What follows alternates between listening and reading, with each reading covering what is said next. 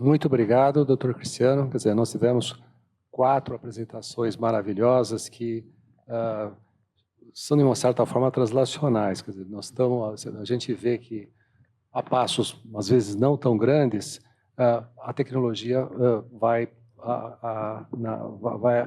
atrás da resolução dos problemas.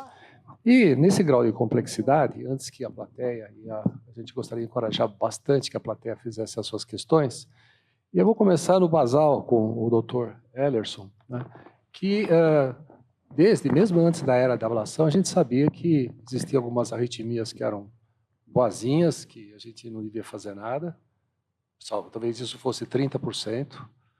A gente sabia que tinha umas 10% de arritmias que eram terríveis.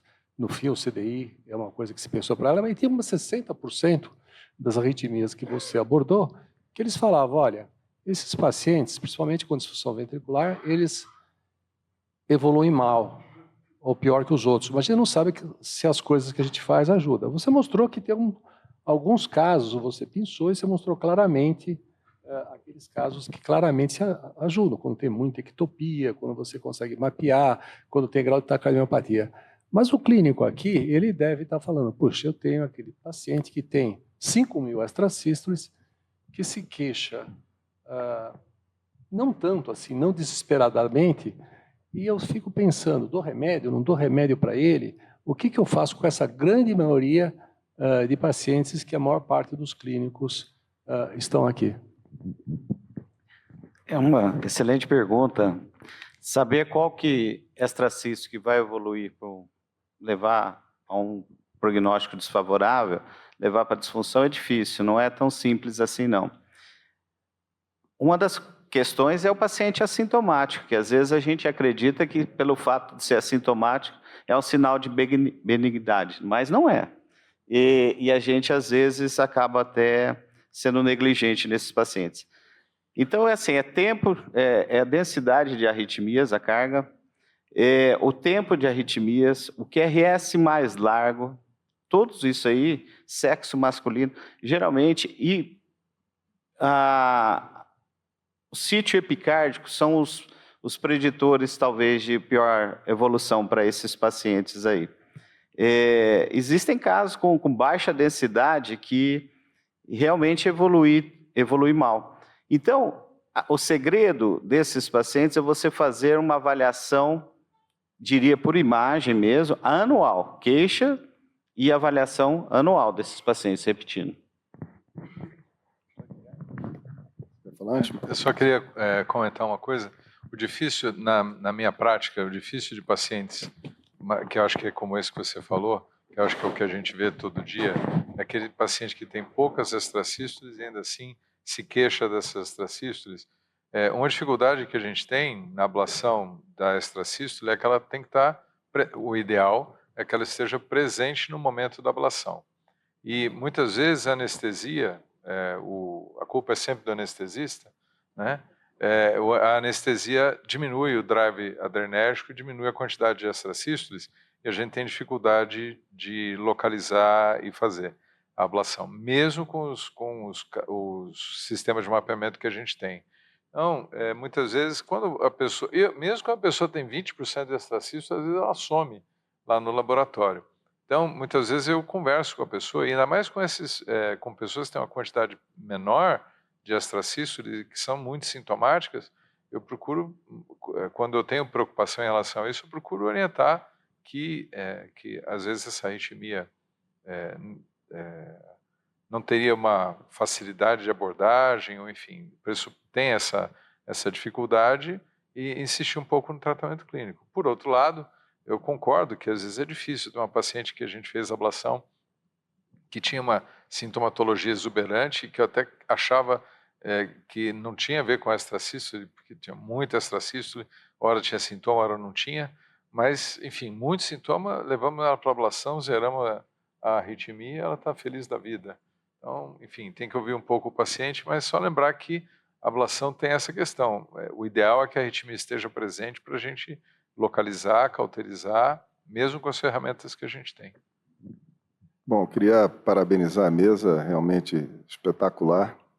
muito provocadora, e eu tenho duas questões. Uma rápida para o Fernando, se a estimulação direta do feixe de His morreu, foi definitivamente abandonada. E outra, uma provocação para a mesa, em relação a essas extrasístoles, às vezes de difícil tratamento ablativo, ou porque está no cume do coração, está muito septal, ou não aparece, tem casos de pacientes muito sintomáticos, que não importa o que você faça, o tratamento por ablação ou é muito difícil, ou é quase impossível, ou às vezes você tem que correr muitos riscos, você tem que ir epicárdico, fazer ablação bipolar, enfim, você começa naquela que a gente chama de apelação. E eu me pergunto se nesses casos, às vezes, a radioterapia não pode eventualmente, já pensei até em propor isso, que você sabe mais ou menos a área, se a radioterapia seria isso, ou a gente seria assim, muito agressivo pensar nessa possibilidade no futuro. Assim, Guilherme, sim, tudo que é inacessível, eu acho que a radioterapia pode ter um papel. Tanto os circuitos epicárdicos, os pacientes com aderência, a miocardiopatia hipertrófica, aquele septo muito espesso, e essas regiões, tanto papilar e essas intramurais, intramiocárdicas, no miocárdio normal. A única restrição que se tem é que, geralmente, esses pacientes extracísticos são pacientes jovens, tá? E que têm uma expectativa de vida longa. Esses nossos pacientes, eles não têm uma expectativa longa, então eles ainda têm muito medo do efeito colateral. E aí que entra o papel da radioterapia por prótons, que acaba sendo um pouco mais focal. O pessoal da Mayo está estudando para pacientes com coração normal, o próton, não o fóton, que teria seria mais focal e aí teria menos efeito colateral. Então, ainda há limitação nesses pacientes, e por isso que ainda não foi, eu não conheço testar em coração normal, é porque se não se conhece o efeito no longo prazo. O oncologista, a gente conversa muito com eles, eles sempre tiveram dois medos que a gente perdeu: de tratar paciente com dispositivo. No início a gente reprogramava, e coisa que realmente não precisa reprogramar, e é uma área irradiada, é próximo do dispositivo, então isso não tem o problema, tá? E também dano colateral intramiocárdico, coronário e coisa. A questão é que os nossos pacientes, eles vão morrer num período muito curto. Chagásico, com disfunção, nessa condição, não se espera que ele vai viver mais que 2, 3, 4 anos. Então, esses efeitos... E o maior medo, e desses pacientes do Cautsen que morreu, foi de fístula gástrica. O maior medo é trato gástrico, mais do que pneumonite actínica, são as fístulas gástricas, e principalmente gástrica, esofágica e gástrica, tanto que a gente tem um cuidado, porque no Chagas é sempre inferior, sempre estômago bem vazio, e só trata se for poupado o estômago. Então, o maior problema para coração normal é o dano colateral. Respondendo, Guilherme, sua pergunta, realmente a estimulação do RIS, ela tem algumas dificuldades, né? Primeiro, no momento do implante, é uma técnica um pouco mais difícil, você precisa mapear o feixe de RIS, diferentemente da estimulação do ramo esquerdo, que a gente estimula, na verdade, a área do ramo esquerdo, né? Então, o alvo ele é mais facilmente atingível e não requer um mapeamento tão delicado e, às vezes, tão demorado quanto a estimulação do feixe de RIS, né? Especialmente se o paciente tem cardiopatia estrutural, às vezes é difícil você até localizar o RIS, né? Segundo, depende da doença que o paciente tem, porque se ele tem uma doença no feixe de RIS distal, se você estimular a porção proximal, ele pode evoluir com bloqueios depois. Então, muitas vezes você faz uma estimulação, aparentemente na hora resolveu, mas o paciente pode deixar de ter condução a ver, porque o feixe de RIS ele é doente, né? Então, nesse caso, a estimulação do ramo esquerdo pode ser preferencial.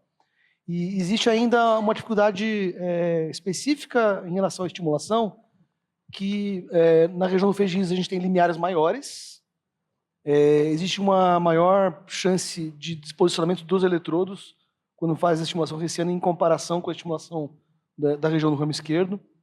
Então, desposicionamento é uma coisa importante. E existe uma dificuldade também, porque como o feixe de RIS está muito perto do átrio, o eletrodo do ventrículo pode detectar sinais atriais e deixar de ter estimulação ventricular como esperado, né? E o paciente, de repente, só tem ondas P e não ter QRS. né?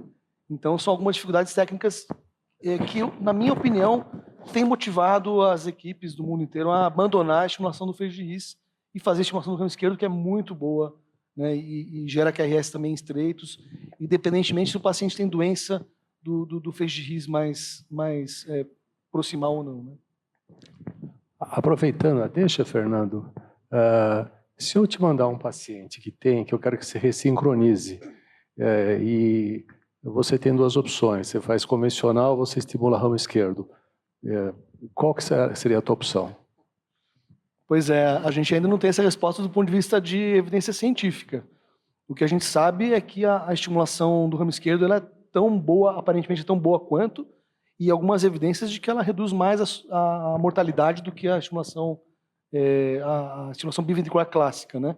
Provavelmente o que eu faria e o que eu tenho feito é uma estimulação do tipo LOT CRT. Eu vou estimular o ramo esquerdo, mas vou colocar o eletrodo no ventrículo esquerdo e explicar para o paciente que ele tem uma técnica híbrida, que se algum eletrodo falhar, se tiver um limiar aumentado do VE, ele tem a chance de ter uma estimulação tão fisiológica quanto, né, com o ramo esquerdo. Plateia, você se identifica, por favor. Bom dia, meu nome é Bárbara. Primeiro, queria agradecer a oportunidade de falar com os senhores. Eu sou da 47ª da Unicamp, então fico muito feliz. Minha pergunta é sobre Resync. Eu tenho um paciente com uma fração de ejeção de 21%, um QRS de 180, e ele tem uma insuficiência de VD muito importante também. Já está otimizado, as medicações dose máxima toleradas. Já em fila de transplante, eu faço residência em Goiânia, a gente encaminhou para o CDF em Brasília, e a gente pediu para eles avaliarem a possibilidade de colocar um Resync, né? E é um paciente realmente muito grave, ele tem um índice cardíaco de 1, e eles avaliaram que no caso dele não seria adequado passar por uma anestesia, visto que a insuficiência de VD é muito grande, daí ele não responderia tão bem ao Resync. Eu queria saber qual que é a opinião de vocês em relação a isso. Bom, eu acho que eu compartilho com a opinião do colega que avaliou, porque, de fato, a gente está falando de uma terapia que, basicamente, trata uma dissincronia, né, uma doença do ventrículo esquerdo, uma doença elétrica do ventrículo esquerdo, né, e a gente tem pouco a oferecer em relação ao ventrículo direito. Eu já tive situações como essa em que eu tive que expor para a família e para o paciente que talvez ele não respondesse como esperado, né. A única questão é que, às vezes, quando você melhora a função do VE, você também pode melhorar por efeito aspirativo mesmo, né? Você pode melhorar a redução da hipertensão pulmonar, né? Você pode melhorar a função do VD também, né? Mas são pacientes muito graves e, em geral, isso tem que ficar claro que a chance de ser um não respondedor, né? Esse não é um critério comum de não respondedor, né? Existem fatores de risco para não respondedores, esse não é um deles, né?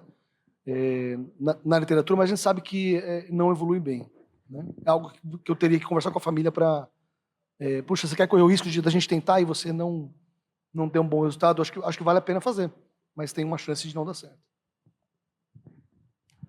Márcio, o professor não está fazendo pergunta de FA aqui, então vamos inventar alguma coisa, né? Quer dizer, você acha que com essas novas técnicas, que já foram mais promissoras, por exemplo, com a PFA, esses seus pacientes muito graves, o fato do procedimento ser mais rápido, etc., você acha que isso pode ser uma terapêutica promissora quando a gente identificar eu quero o ritmo sinusal a qualquer custo? Né? Porque todas essas coisas que mostraram devagarzinho, que aquele pensamento antigo, olha, se está bom, deixa quieto, etc., tem casos que vale muito a pena ter o ritmo sinusal, sempre vale a pena, né? E às vezes a qualquer custo. Como é que você faz? Eu acho que eu concordo, se essa é a sua opinião, eu tenho certeza de que a melhora da técnica vai aumentar a indicação. Ontem eu estava assistindo uma mesa, e isso que eu acho bacana nos congressos, né? A gente vê mesa de tudo quanto é coisa. Aí ontem eu vi uma mesa de insuficiência cardíaca, o Dirceu falou do tratamento do Quarteto Fantástico, tudo muito bom. E falou que os pacientes têm FA, e aí a gente não discutiu de fazer ablação para FA nesses pacientes, que é basicamente o que é a SOEF.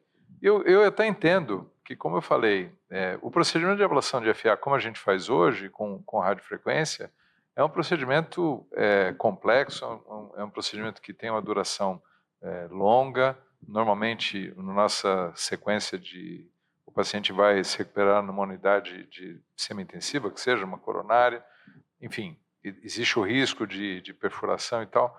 E como vai melhorando a técnica, a gente vai ficando mais abrindo a indicação.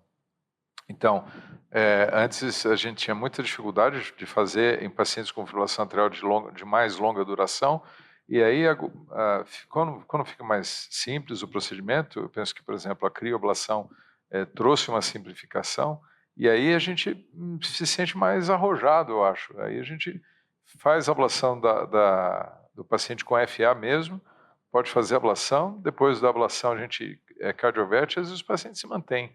E eu penso que, em que pese que a experiência com a eletroporação é inicial, existem artigos publicados para tratamento, mostrando que o resultado aparentemente é semelhante com a ablação térmica, enfim, mas a gente não sabe exatamente como é que isso vai evoluir, mas eu tenho a convicção de que, por ser um procedimento mais simples, em que a eletroporação, o princípio é o mesmo, que é o isolamento das veias pulmonares, mas se usa um catéter em que consegue fazer uma aplicação que pega uma grande parte da veia, e essa aplicação é uma aplicação bem curtinha, faz uma aplicação, outra aplicação, vai para outra veia, e a gente isolaria as 4 veias e o procedimento estaria concluído.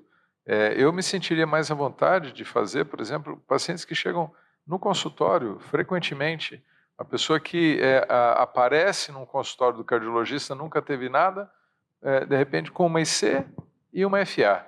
Então, quando é que começou essa FA? Não sei, nunca fez eletro, mas também não tinha IC, então pode ser que tivesse uma IC limítrofe e que piorou com a FA. Então, se eu tiver dúvida hoje, às vezes é difícil eu pensar, puxa, levar um paciente para um procedimento complexo, para um resultado que eu não sei qual vai ser, mas aí com uma técnica mais simples, eu acho que eu me sinto mais confortável, sim.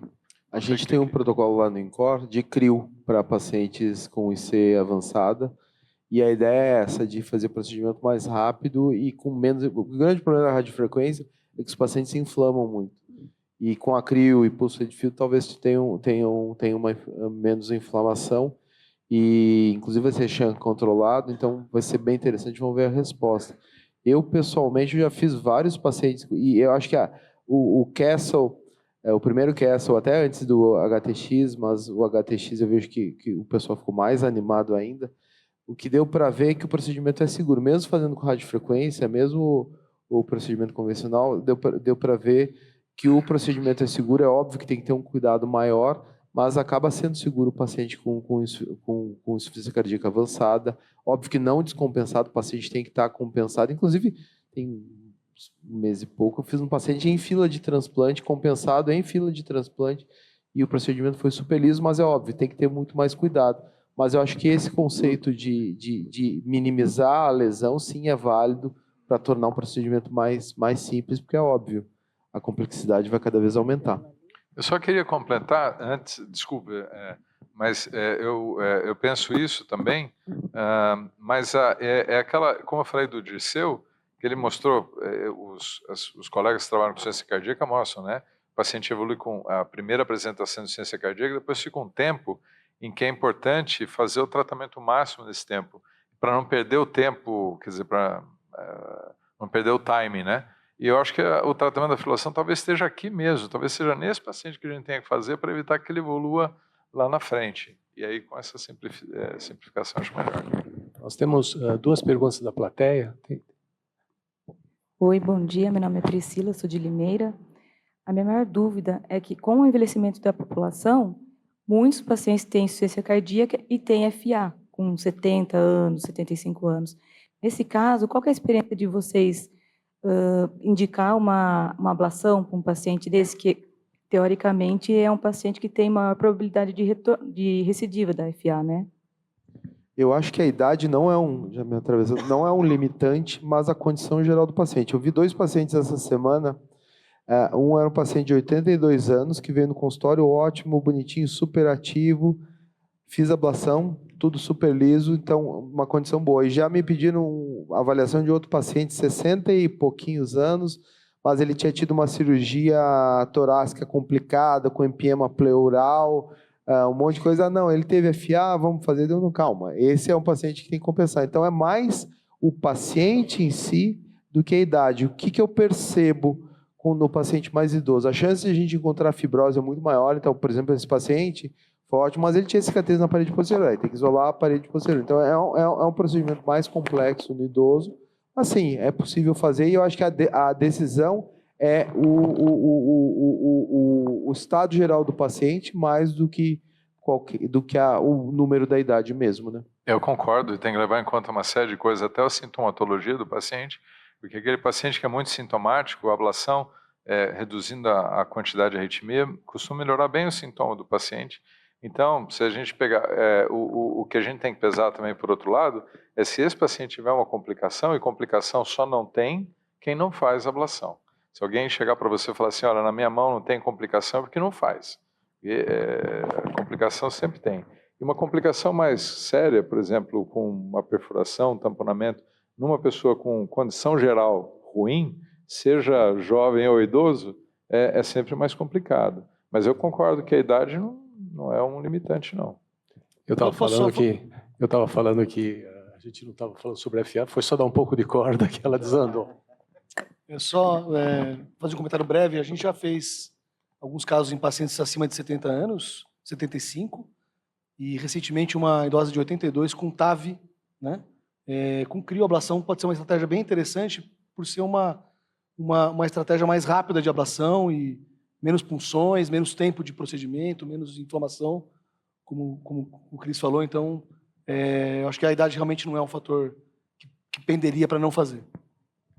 Não, essa questão da ablação de insuficiência cardíaca em relação à crioablação é que, embora os estudos digam que o isolamento elétrico das veias pulmonares seja suficiente, não há evidências de que você fazer lesões adicionais tenha benefício do ponto de vista de estudos clínicos. É muito comum, e a gente sabe, boa parte desses pacientes são átrios grandes, têm bastante fibrose, e, embora não tenha tanta evidência, a grande maioria das pessoas acaba fazendo um boxe, uma coisa, porque o resultado, de uma certa forma, fica mais robusto, dá uma durabilidade maior. Então, a questão da crio, a radiofrequência eu ainda acho preferível, embora também, hoje você consegue menos inflamação, que você sabe melhor onde você está fazendo a coisa, né? Mas eu acho que ainda é melhor do que a crio para esse tipo de paciente, mas isso, óbvio, é uma preferência pessoal. Eu queria perguntar, ouvir os comentários de vocês, mas também perguntar para o Ellerson, dentro dessa linha da minha pergunta anterior, que eu estava pensando, às vezes, nesses casos refratários, em fazer radioterapia para essas ectopias ou TVs de coração normal, que você não consegue resolver, eu queria saber o que você faz na prática. O paciente está dilatando, você vê que está começando a dilatar o ventrículo, você já tentou a ablação de tudo quanto é jeito e não resolveu. E aí, o que você faz com esse sujeito? Você estava falando o extremo, o desafio. Você é um cara experiente, por isso que eu estou te perguntando. Mas aí a gente tem que usar coisas que... Bom, tratamento otimizado, farmacológico, mudança, com tudo que você possa imaginar. E o paciente mesmo assim vem conversando com você. Eu estou piorando. Você tem que pensar, vai depender do sítio de localização desse foco. Às vezes você está com uma lesão, uma origem septal. Você fala, meu Deus, a minha lesão não chega ali. Como é que eu faço, né? Convencional, alguma coisa assim. A história de 2 catéteres, doutor Ângelo, um de cada lado, tentar uma ablação. Existem dispositivos adaptados para essa situação do eletrodo unipolar, aí, passar por uma ablação bipolar. A alcoolização, eu estou aqui do lado de alguém que já fez isso lá atrás. Quando eu estava na residência, eu cheguei, já tinha publicação dessa história de acesso. Tinha uma publicação de taquicardias ventriculares de 1993 nos arquivos, eu não estou contando. Estou contando um pouquinho das histórias do Dr. Ângelo, que eu vi também, e que desafiam. Então, a gente tem coisas desse tipo, como a cardiomiopatia hipertrófica, hoje estão lançando mão de outras coisas, além da alcoolização, alguma coisa assim de... Enfim, é um desafio, Guilherme, é difícil. A gente já teve até paciente que teve que fazer cirurgia, cisto papilar, abre para lá com crio no papilar, recorreu, e aí acaba tendo que usar amidarona, dose alta de amidarona, um mix de coisas. E às vezes também a própria ablação reduz o burden, já é suficiente para melhorar a função. Mas só falando da CRIO na FA, um dos pontos, até que a gente aprendeu no QS HTX, é que o importante não é o paciente não ter recorrência. Se ele tiver a redução do burden da carga de fibrilação atrial do mesmo, que é a insuficiência cardíaca, já é suficiente. E é óbvio, eu acho que a CRIO, e é o que a gente ainda tem a CRIO, e a ideia do protocolo, é isolar, ver e ver qual vai ser o resultado. Mas com a pulsed field, que a gente vai, teoricamente, ficar livre para aplicar sem risco de lesão esofágica, a parede posterior vai ser um alvo, então talvez tenha essa vantagem. Eu concordo com o Cristiano. A minha limitação na ablação de FA no paciente com IC é que eu acho que a gente não consegue ainda definir muito bem o grau de fibrose do átrio para determinar, né? Aquele mapeamento lá de Utah, só ele fez, enfim, a gente sabe que avaliar a fibrose do átrio por ressonância é bem diferente do ventrículo, enfim. Eu acho que quando a gente puder selecionar melhor o paciente, acho que a gente vai ter melhor resultado. A gente tem o ADAS, e o Zé está aqui também, está fazendo a tese com fibrose arterial, realmente não é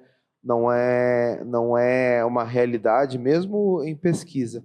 Mas no paciente com insuficiência cardíaca, a ressonância avaliando a fibrose do ventrículo tem um papel importante, tem o Camera MRI, que é um estudo que mostrou, porque vai identificar o paciente que tem taquicardiomiopatia. Se ele não tem tanta fibrose, provavelmente o mecanismo da insuficiência cardíaca é a taquicardiomiopatia.